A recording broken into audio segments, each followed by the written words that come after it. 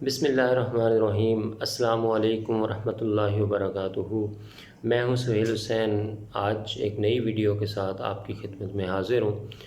سامعین محترم، آپ نے پچھلی ویڈیوز کے اندر دیکھا ہوگا کہ ہم نے سلطنت عثمانیہ کے حوالے سے کچھ ویڈیوز بنائی تھیں، اور جو ڈرامہ سیریل ارطغرل ہے اس کے بارے میں بھی چند ایک ویڈیوز آئی تھیں۔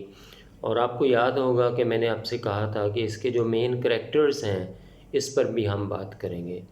تو آج کی ویڈیو کا جو بنیادی مقصد ہے وہ سلطنت عثمانیہ کا تعارف ہے، اور وہ کون سا دور تھا، وہ کون سے حالات تھے جس کے اندر یہ سلطنت عثمانیہ معرض وجود میں آئی، اور اس کا جو بنیادی کردار ہے ارطغرل، جو ڈرامہ آپ دیکھ بھی رہے ہیں اور بہت سارے لوگ دیکھ بھی چکے ہیں۔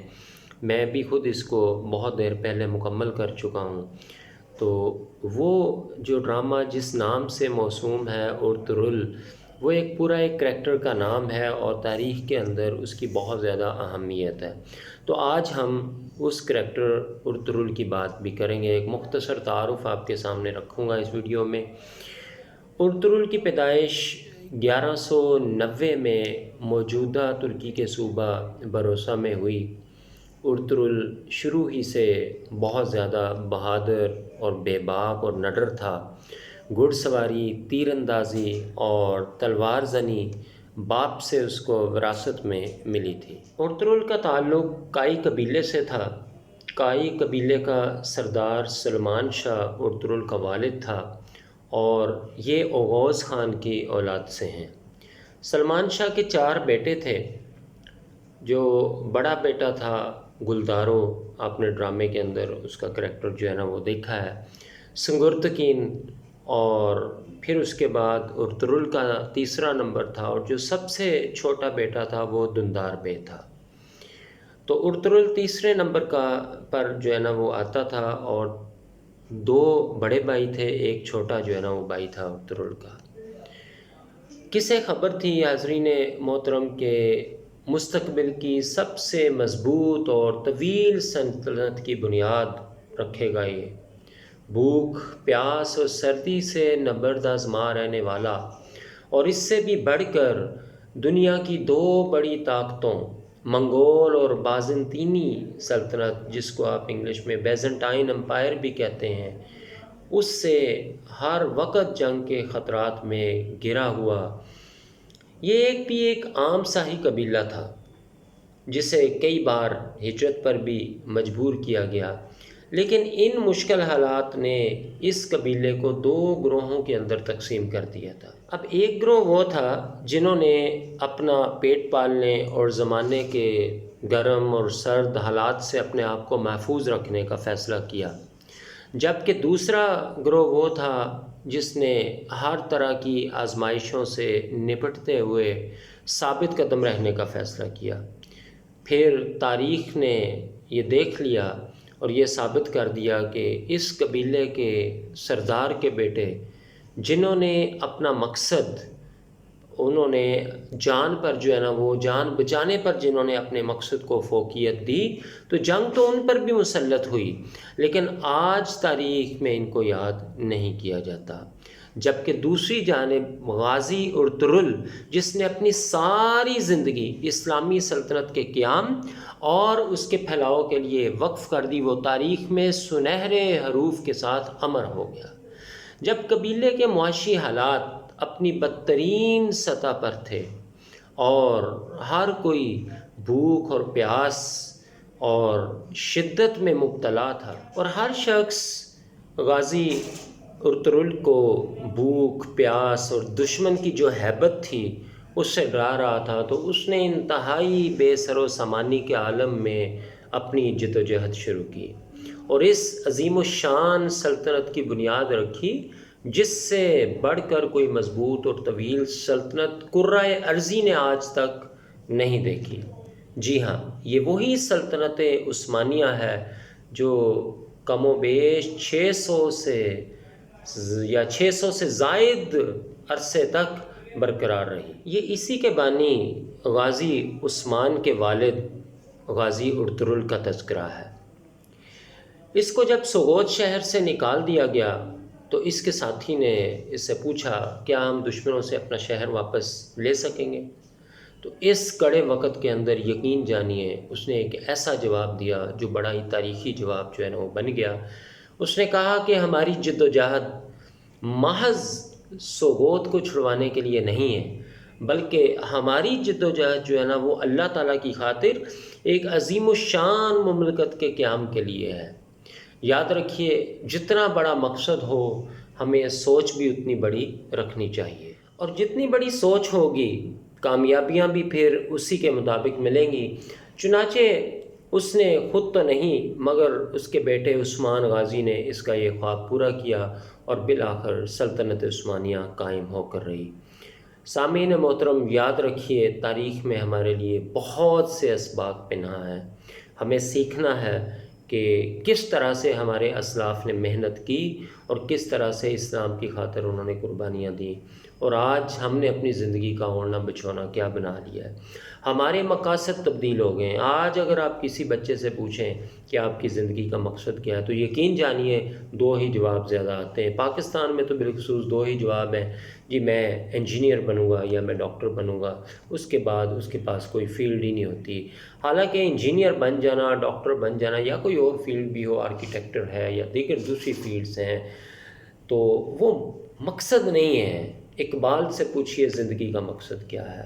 اقبال علیہ رحمہ یوں زندگی کا مقصد بیان کرتے ہیں، آپ فرماتے ہیں کہ میری زندگی کا مقصد تیرے دین کی سرفرازی، میں اسی لیے مسلمان، میں اسی لیے نمازی۔ ڈاکٹر، انجینئر، آرکیٹیکچر یا کوئی بھی فیلڈ یہ مقصد تک پہنچنے کے لیے سیڑھی تو ہو سکتی ہے، لیکن یہ زندگی کا مقصد نہیں ہے۔ ہم نے اپنی زندگیوں کے مقصد بھی جو ہے نا وہ تبدیل کر لیے ہیں۔ تو اب آئیے ویڈیو کے دوسرے فیز کی جانب۔ میں یہ بتانا چاہ رہا ہوں کہ اس مختصر سے تعارف کے بعد کہ غازی ارطغرل جس دور میں آیا اس دور کے حالات کیا تھے، اس وقت کس قسم کے حالات تھے اور مسلمانوں کی حالت اس وقت کیا تھی۔ سامعین محترم، یہ وہ دور ہے جب چائنا سمیت ایران کے علاقوں تک تاتاری فتنہ یعنی ہلاکو خان کا فتنہ اسلامی سلطنتوں کو تباہ و برباد کر چکا ہے، اور خلافت بنو عباس اور خلافت بغداد کو ختم کرنا چاہ رہا تھا، اور اسلامی سلطنتوں کی شمعیں بجھتی جا رہی تھی۔ مگر اسی وقت ترکی کے علاقے کونیا اور وسطی جو علاقہ ہے تو ادھر ہلاکو خان اور چنگیز خان نے اپنے لشکر بھیج دیے تھے، اور مسلمانوں کی جو سلطنتیں تھیں وہ تیرہ و تار ہو گئی تھیں۔ جداگانہ ماحول تھا، اور جب کوئی سلطنت مؤثر نہ تھی تو اس روئے زمین پر مسلمانوں کے دلوں میں ایمان کی جو شمعیں ہیں ان کو روشن کرنے میں صوفیہ اکرام کا بہت بڑا ہاتھ تھا۔ اور یہی وہ دور ہے جب ایمان کی شمعیں بجھ گئیں تو ان شمعوں کو دوبارہ، ایمان کی جو شمعیں تھیں ان کو دوبارہ صوفیہ اکرام نے جو ہے نا وہ روشن کیا، اور اسی دور میں پھر خلافت عثمانیہ اور سلطنت عثمانیہ کی داغ بیل ڈالنے کی جد و جہد ہو رہی تھی، جو 1924 میں پہلی جنگ عظیم کے بعد ٹوٹ گئی۔ اس کا بانی ارطغرل ہے، جس کا میں نے آپ کو ایک ہلکا پھلکا جو ہے نا وہ تعارف دیا ہے، جو ایک نئی اسلامی سلطنت کے قیام کے لیے جد و جہد کر رہا تھا۔ 656 ہجری کے قریب تاتاری فتنہ بغداد آیا اور 22 سے 24 لاکھ مسلمانوں کا قتل عام کیا گیا، اور دریائے دجلہ ہفتوں تک 2.5 ملین مسلمانوں کے خون سے سرخ ہو کر بہتا رہا۔ ادھر پھر اس کے مقابل سلطنت عثمانیہ کی تشکیل کی جد و جہد ہو رہی تھی۔ ارطغرل سلمان شاہ کا بیٹا تھا، اور کونیا جو اس وقت ہیڈ کوارٹر تھا سلجوقی سلطنت کا، اور جو سلجوقی سلطان تھا اس وقت، وہ آپ نے اگر تاریخ عثمانیہ کی ہسٹری پڑھی ہو تو آپ کو پتہ ہوگا کہ وہ علاء الدین تھا، سلطان علاء الدین سلجوقی۔ اور جب یہ بادشاہ تھا تو یہ وہ دور ہے جب ادھر مولائے روم کونیا میں آ کر آباد ہو چکے تھے۔ مولانا جلال الدین رومی المعروف مولا روم رحمۃ اللہ تعالیٰ علیہ وہ کنیا میں آ کے آباد ہو چکے تھے، اور سلطان علاء الدین سلجوقی کی بھتیجی حلیمہ سلطان یہ وہ خاتون ہے جس سے پھر ارطغرل کی بعد ازاں شادی ہوئی۔ تو ارطغرل کے 3 بیٹے تھے، آپ نے ڈرامے میں بھی دیکھا ہوگا، ایک کا نام گندوز، دوسرا ساؤچی، اور جو سب سے چھوٹا بیٹا تھا عثمان، جس کے نام سے پھر یہ سلطنت عثمانیہ قیام جس کا ہوا۔ اس کی جد و جہد تو نو ڈاؤٹ وہ ارطغرل نے کر دی تھی، بنیاد رکھ دی تھی، لیکن اس کا جو قیام ہے وہ پھر غازی عثمان یا عثمان اول بھی کہا جاتا ہے، یہ ارطغرل کا سب سے چھوٹا بیٹا ہے، اس کے نام پر ہی سلطنت عثمانیہ جو ہے اس کا نام رکھا گیا۔ اس کی بنیاد پھر جو ہے نا وہ چونکہ داغ بیل تو ڈل چکی تھی، لیکن اس کے چھوٹے بیٹے عثمان نے اس جد و جہد کو آگے بڑھایا، اور پھر اس کے نام پر سلطنت کا نام سلطنت عثمانیہ رکھا گیا، یا خلافت عثمانیہ بھی آپ اس کو کہتے ہیں۔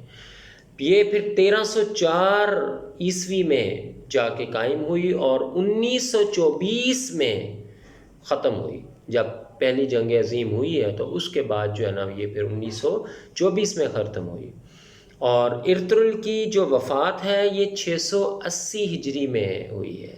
اب یہ وہ زمانہ ہے جو شیخ اکبر شیخ محی الدین ابن عربی رحمۃ اللہ تعالیٰ علیہ کا ہے، جن کا وصال 640 ہجری میں ہوا۔ تو یہ ارطغرل قدم بقدم پر ان سے جو ہے نا وہ رہنمائی لیتے تھے، اور اس پر بھی میں ایک ویڈیو اپنی بنا چکا ہوں شیخ اکبر شیخ محی الدین ابن عربی پر، کہ ان کا رول کیا تھا، ان کی لائف ہسٹری کے متعلق ایک ویڈیو اگر آپ نے نہیں دیکھی تو وہ بھی آپ ضرور دیکھ لیجیے۔ ٹرکش سورس کے مطابق، اگر ہم ٹرکش سورس کا مطالعہ کریں تو اس کے مطابق سلطنت عثمانیہ کا جو قیام ہے اس کے اندر ان کی لمحہ بلمحہ جو ہے نا وہ رہنمائی تھی، یعنی شیخ اکبر محی الدین ابن عربی کی۔ تو بتانا یہ مقصود ہے کہ جب لوگوں کے دل ٹوٹ گئے تھے، سلطنتیں منتشر ہو گئی تھیں، حکومتیں تیرہ و تار ہو گئی تھیں، امت مسلمہ کا کوئی مرکز و محور نہیں تھا، تو عالم اسلام کے اندر مسلمانوں کا ایمان صوفیاء کرام کی وجہ سے جو ہے نا وہ روشن ہوا۔ تو یہ وہ دور ہے جس میں نے پہلے بھی بتایا کہ مولا روم بھی آئے، اور پھر اس کے بعد سلطان شمس تبریز رحمۃ اللہ تعالیٰ علیہ وہ بھی آئے، اور جب وہ کونیا پہنچے تو 642 ہجری میں مولا روم رحمۃ اللہ تعالیٰ علیہ فقر کی مسند پر جانشین ہوئے۔ مولا روم رحمۃ اللہ علیہ کی جو پیدائش ہے وہ میں بتاتا چلوں 604 ہجری میں ہوئی، اور آپ کی جو وفات ہے 672 ہجری میں ہوئی۔ تو اب یہاں سے اگر آپ زمانہ کا اندازہ لگانا چاہیں، حضور غوث الاعظم رضی اللہ تعالیٰ عنہ شیخ سید عبد القادر جیلانی رضی اللہ تعالیٰ عنہ کے زمانے کے ساتھ اگر آپ موازنہ کرنا چاہیں تو آپ یہ دیکھ لیں کہ حضور غوث الاعظم رضی اللہ تعالیٰ عنہ کا جو وصال مبارک ہے وہ 560 ہجری میں ہوا۔ 560 ہجری میں حضور غوث الاعظم رضی اللہ تعالیٰ عنہ کا وصال مبارک ہوا، اور 604 ہجری میں مولا روم کی پیدائش ہوئی ہے۔ تو اب یہاں سے آپ کو اندازہ ہو گیا ہوگا، اور اگر دیکھا جائے تو حضور غوث الاعظم رضی اللہ تعالیٰ عنہ کے وصال کے ٹھیک 44 برس کے بعد، یعنی after 44 years ایگزیکٹلی 44 years کے بعد مولا روم رحمۃ اللہ تعالیٰ علیہ کی ولادت ہوئی ہے۔ تو یہ وہ زمانہ ہے، اس کے اندر پھر یہ جد و جہد ہوتی رہی، اور پھر یہ اس کی داغ بیل ڈالی گئی، اور اس کے لیے جو ہے نا وہ اسلام کی خاطر جانیں قربان کی گئیں، مال کی قربانی دی گئی، تن من دن جو ہے نا لوٹایا گیا، اور بالآخر پھر ایک بہت بڑی اور عظیم الشان سلطنت عثمانیہ یا خلافت عثمانیہ کے نام سے وجود میں آئی۔ حاضرین محترم اور سامعین محترم، امید ہے کہ آج کی ویڈیو آپ کو یقیناً پسند آئی ہوگی، اور ایک انفارمیٹیو ویڈیو بھی یقیناً آپ نے اس کو محسوس کیا ہوگا۔ اپنی آراء سے ضرور ہمیں جو ہے نا وہ آگاہ کیجیے گا، کومنٹس کے اندر جو ہے نا وہ کامنٹ باکس کے اندر کامنٹ کیجئے گا، ویڈیو کو لائک بھی کیجئے گا، شیئر بھی کیجئے گا، اور اگر آپ نے چینل ابھی تک سبسکرائب نہیں کیا تو ضرور سبسکرائب کیجئے گا، اور بیل آئیکن بھی پریس کیجئے گا تاکہ آپ کو ہر نئی آنے والی ویڈیو آپ کو ڈائریکٹ ملتی رہے۔ بہت شکریہ، اللہ تعالی ہم سب کا حامی و ناصر ہو۔ السلام علیکم ورحمۃ اللہ وبرکاتہ۔